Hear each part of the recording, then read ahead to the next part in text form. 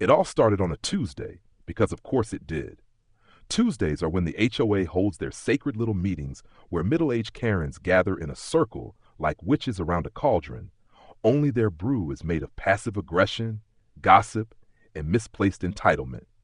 I had barely lived in the neighborhood for 6 weeks before I was labeled a problem. My crime? Owning a black mailbox instead of the HOA-approved gray. Scandalous, I know. Apparently, it disrupted the visual harmony of the street, according to Karen, the self-appointed high priestess of the HOA. Karen wasn't even on the board officially. She just showed up early, brought gluten-free brownies no one ate, and somehow wormed her way into every decision. Her real job, though? HOA surveillance. If you so much as coughed in your own driveway past 9 p.m., she was writing it down in a little pink notebook with your name underlined 3 times in red. She lived across the street from me, and I swear she had binoculars glued to her face 24/7. I once caught her watching me take out the trash like it was a live episode of CSI Suburbia. Things took a turn when Mr. Hendricks, the HOA treasurer, claimed someone had stolen the community's petty cash, about $300 meant for replacing a cracked sidewalk no one walked on anyway. Instead of investigating properly, Karen did what Karens do best: point fingers with the confidence of a prosecutor who just discovered a hair strand. Guess who she accused? Yeah, me, the new guy with the rebellious mailbox and apparently the sticky fingers. Her evidence? None. Zilch. Nada. She claimed she saw me lurking near the clubhouse the night before, which was hilarious because I worked the night shift and wasn't even home. But that didn't stop her from calling an emergency HOA meeting and announcing, "We have a thief among us." The room went quiet, except for the sound of her cheap acrylic nails tapping the table like a judge delivering a sentence. She pulled out a printed photo, grainy, black and white, and as blurry as a Bigfoot sighting. "That's him," she said. "He was wearing a hoodie, classic disguise." "Karen, that's a teenager riding a bike," I said. "He was casing the area," she snapped, cheeks flushed with rage, or maybe just bad foundation. Either way, the room nodded like bobbleheads who couldn't tell logic from lasagna. That's when things got serious. The HOA sent me a formal letter stating I was under investigation, and Karen took it upon herself to monitor my activity for the safety of the community, which in Karen speak meant parking her Prius across from my driveway with the engine off, pretending she was texting while recording everything on her ancient iPhone 6. Now, I could have lawyered up or filed a harassment claim, but I wanted to see how far she'd go. The woman was spiraling into full-blown conspiracy mode. One morning, I came outside to find a flyer taped to my door with my face photoshopped onto a wanted poster. I almost choked on my coffee. "Reward for information," it said in Comic Sans like some deranged meme. I thought it was a prank until my next-door neighbor whispered, "Hey, I'd be careful. Karen's been asking about your schedule." That's when I knew she was plotting something. And knowing her, it wouldn't be legal, logical, or low-key. She was on a mission to bring me down, and she didn't care how stupid it made her look. But what she didn't know, what she couldn't know, was that the house she was targeting had a very special resident she hadn't met yet. A resident with fangs and an attitude problem. Karen was getting bolder, and by bolder I mean she had reached full Scooby-Doo villain levels of insanity. She started doing laps around my property like she was training for a suburban Olympic event. Morning jogs in jeans and clogs, evening walks that conveniently paused in front of my window. Once I saw her pretend to tie her shoelace right next to my trash bin, except she wasn't wearing shoelaces. She was just crouching like a gargoyle, staring at my front door like it owed her money. I knew I couldn't keep letting her parade around unchecked, so I decided to spice things up. First, I installed motion sensors that triggered a recording of me saying, "Hi, Karen, you're trespassing again." The first time it went off, she yelped and dropped her hydro flask, which rolled into the street. I watched her try to retrieve it without breaking eye contact with the bush she thought was talking to her. Pure art. Then came the banana peel incident. Now, before you clutch your pearls, no, I didn't intentionally place the banana peel at the bottom of my driveway. But when you eat a banana while dragging the trash out at 2 a.m., accidents happen. And when someone decides to sneak onto your driveway in the dead of night wearing flip-flops, gravity does its thing. I heard a scream that could have shattered windows, followed by a wet slap. I peeped through the curtains, and there she was, flat on her back, arms flailing like an angry turtle. I should have checked on her. I should have offered help. But instead, I turned off the lights and made popcorn. The next morning, she left a note on my door, written in cursive that screamed, "I peaked in high school." It said, "This isn't over, thief," with thief underlined 3 times like she was trying to cast a spell. I kept the note and framed it. Right next to it, I added a post-it that said, "Thanks for testing my security system." At this point, Karen was convinced she was living in a real-life detective novel. She started recruiting allies, mostly her book club friends who hadn't read a full book since the Clinton administration. Together, they formed a makeshift watch group and named it Neighborhood Guardians. Their main strategy? Sitting in folding chairs on Karen's lawn and whispering into walkie-talkies like they were on a stakeout. Except their intel mostly consisted of complaints like he uses unscented dryer sheets or he has too many succulents. It all climaxed one Saturday when I hosted a small cookout. Just a few friends, some burgers, no HOA rules violated. But Karen saw it as a threat to democracy. She marched across the street in a floral blouse that looked like it had been rejected by a thrift store, holding a clipboard and yelling, "Unregistered gathering! No permit! We have rules!" One of my friends, Tony, looked at her and deadpanned, "Lady, are you high on HOA fumes?" She gasped like someone had insulted her essential oil collection and stormed off. 10 minutes later, a police cruiser pulled up, because of course she called the cops over hot dogs and lawn chairs. The officer walked up clearly exhausted and asked, "Is there an emergency here?" "Karen says we're having a suspicious gathering," I explained. He looked at her, then at us, then sighed. "Karen, you can't just call the cops every time someone makes eye contact with you." Karen screeched, "He stole from us!" The cop raised an eyebrow. "Do you have proof?" "I feel it," she said, clutching her clipboard like a Bible. "He has the eyes of a thief." The officer muttered something about needing a vacation and drove off. My guests applauded. Karen marched back to her house, muttering threats under her breath. But I could tell something had shifted. She was frustrated, desperate, unhinged, and when Karens get desperate, they get reckless. Karen's delusions had matured into full-blown neighborhood theater. Her newest move? A neighborhood-wide smear campaign. She printed flyers with my face on them, this time photoshopped behind prison bars, and handed them out door to door like she was passing out Halloween candy, only instead of trick or treat, it was tattle and lie. The headline screamed, "Beware, Whole Funds thief still at large." Below it, in bright red Comic Sans, "He lives among us." I hadn't seen propaganda this dramatic since my middle school election for class president. The funniest part? Most people didn't even care. In fact, several of my neighbors came by just to laugh about it. One guy named Jake brought me a 6-pack and said, "You're officially the most interesting thing to happen in this subdivision since the great squirrel invasion of 2019. But Karen didn't care. She was convinced I was plotting something sinister behind my curtains and was determined to unmask me. It wasn't long before her desperation turned into criminal stupidity. One evening, while I was out at work, my very public night job at a security company, Karen decided it was time for justice. She told her little army of lawn chair vigilantes she had uncovered a clue and was going to retrieve vital evidence from my house. That's right. Karen convinced herself that breaking into my home was not only necessary, but noble. Like some DIY detective on a budget and a vengeance diet. Around midnight, while my house sat quiet and cozy under the glow of my porch light, Karen made her move.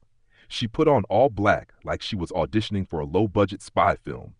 Black yoga pants, a turtleneck that emphasized her fanny pack, and get this, a ski mask. In Florida, in April. The woman had clearly never broken a sweat, let alone broken in anywhere.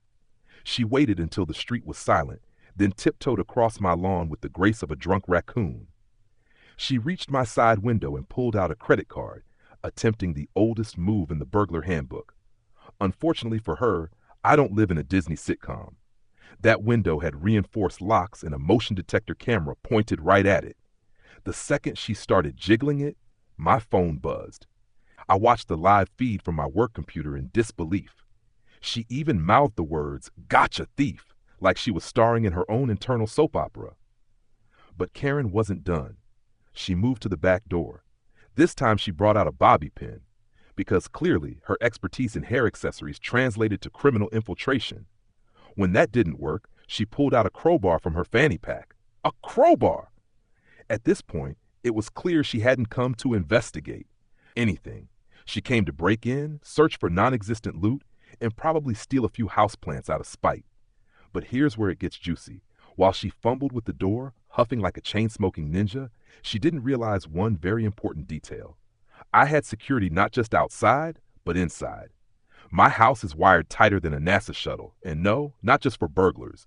You see, I had a very unique roommate inside. Quiet, cold-blooded, and incredibly territorial. But Karen didn't know that. Not yet.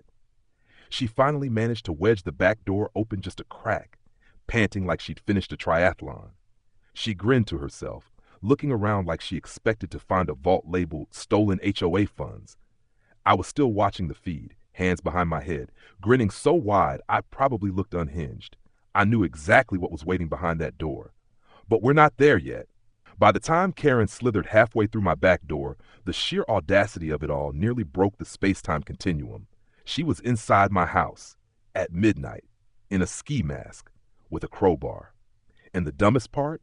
She didn't even check if I had a dog, a camera, or, I don't know, basic security systems.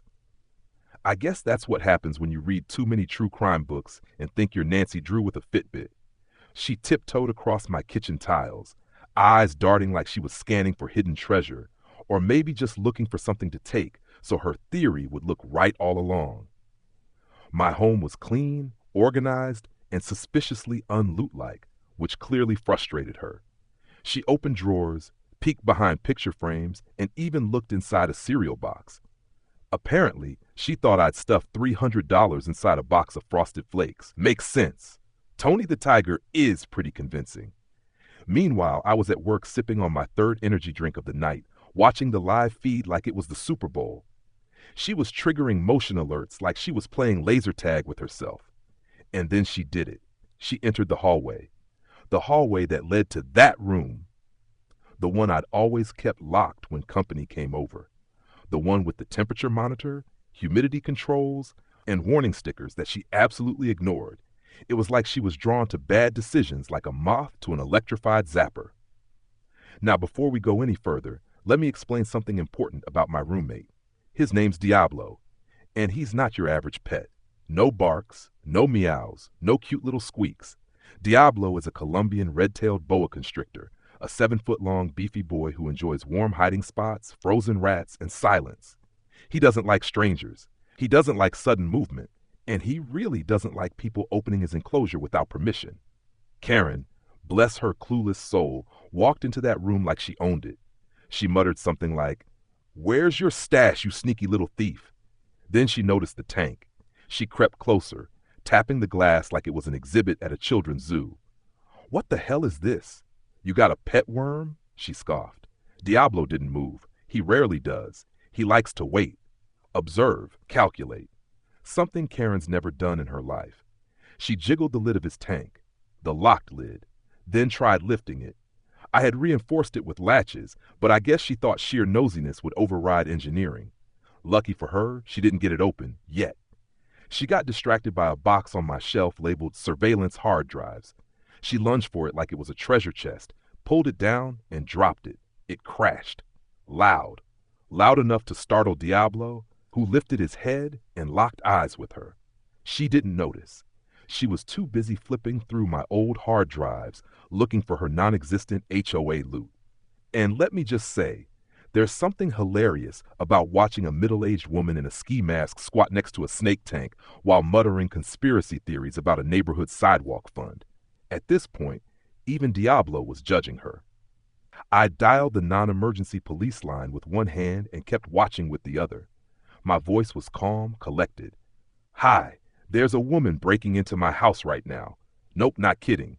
Yes, she's still there. No, she's not stealing. She's rummaging. And there's a snake. Trust me, it's worth sending someone." They said officers were on the way, but I knew they wouldn't arrive before something popped off. Karen was on the verge of making the dumbest decision of her life. She had just reached up and, oh yeah, we're this close. Karen stood in front of Diablo's tank like she was about to deliver a TED Talk on snake ownership rights. Her ski mask was sliding off one side of her face, revealing her overplucked eyebrows and that signature HOA scowl that could wilt a cactus. She stared at my boa like he was a misunderstood sock puppet and muttered, "This is probably where he hides the money." And then she did it. With all the confidence of a toddler sticking a fork in a toaster, she unclipped one latch on Diablo's tank. It clicked. He flinched. She giggled. I nearly choked on my coffee watching it unfold on the live feed. The second latch came undone. Diablo shifted, slow and deliberate, the way predators move when they've decided dinner has entered the chat. Karen yanked the lid open with a triumphant "aha!" like she'd just discovered the Ark of the Covenant. What she discovered instead was 7 feet of pure muscle, scales, and silent fury. Diablo didn't lunge. He flowed like liquid nightmare. He slithered out of that tank and wrapped halfway around her arm in one motion. She screamed so loud, the camera mic crackled. She flailed, but it was too late. He was coiled around her wrist and climbing. Her eyes bulged. "Oh my God, it's alive!" "Of course he's alive, Karen," I said to the screen. "It's a snake tank, not a cursed antique store." She ran in circles around the room with Diablo still clinging to her like he was riding a very confused rodeo bull. "Get it off me! Get it off!" That's when Diablo did what any respectful snake would do after being woken from his nap and manhandled by a psycho. He sank his teeth in the soft flesh of her upper arm. It wasn't deadly, of course. Diablo isn't venomous. But he's big, strong, and those teeth, they don't tickle. Karen dropped like a sack of expired muffins, rolling on the ground and shrieking like she'd been shot with karma bullets. "Help! He's killing me! I'm dying! I need an antidote!" "You need a better hobby," I muttered. Cue flashing lights. The cops arrived just in time to find Karen writhing on my living room carpet, tangled in her own crowbar strap, with Diablo hanging off her like an elegant, scaly bracelet. She tried to spin the story. "He set the snake on me! He's a monster!" The officer looked down at her, then at the empty tank, then at the live feed still playing on my laptop, clearly showing her breaking in, opening the tank, and assaulting the concept of common sense. He turned to his partner and said, "Book her." Karen was handcuffed on the spot, still shouting about HOA bylaws and reptilian revenge. Diablo, meanwhile, slithered calmly back toward his tank, like he'd just finished vacuuming the trash out of my home. I got home just in time to see the aftermath. One officer handed me back my hard drives. Another one patted Diablo's tank and said, "That's one hell of a home security system." Karen was charged with trespassing, attempted burglary, destruction of property, and, this part was my favorite, animal endangerment. The HOA tried to defend her, of course, tried to call it a misunderstood attempt to reclaim stolen property. But when I showed the police the audit from a month ago, verifying that nothing had ever been stolen from the HOA, they backed off faster than a cat in a sprinkler. 2 months later, Karen was removed from the HOA board. My neighbors threw a barbecue to celebrate. Diablo got a custom hide with the words "Neighborhood Watch Commander" stitched on the side. And me? I got peace, quiet, and the undeniable satisfaction of knowing that sometimes, just sometimes, karma doesn't knock, it slithers.